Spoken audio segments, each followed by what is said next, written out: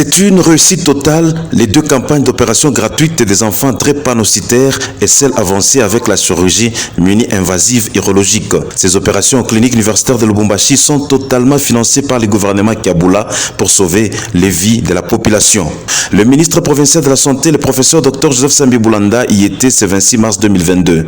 Il s'est rendu compte de l'effectivité de ces opérations, de l'hospitalisation des personnes qui ne pensaient pas qu'un jour qu'ils seraient guéris de cette maladie dont l'opération est très coûteuse. Je remercie sincèrement le gouverneur Kabula Katwe d'avoir songé à donner les soins gratuits pour nos enfants drépanocytaires, vraiment envoyer les médecins étrangers pour venir les opérer, faire des interventions. Nous sommes vraiment très ravis. Le numéro 1 de la santé, Joe Katonga, s'en est réjoui. C'est la deuxième campagne avec le groupe Global Social Protection.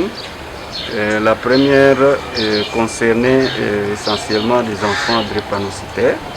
C'est en fait de la chirurgie mini-invasive sur la vésicule biliaire et la rate. Et cette deuxième campagne, elle est plus avancée en termes de cas et diversifiée, puisque non seulement il y a ces opérations chez les drépanocytaires, mais il y a aussi la chirurgie mini-invasive urologique, puisqu'il y a des adénomes des prostates traités par méthode mini-invasive. Nous avons aussi des tumeurs cérébrales qui sont aussi opérées par voie endoscopique, ce qui est une bonne chose.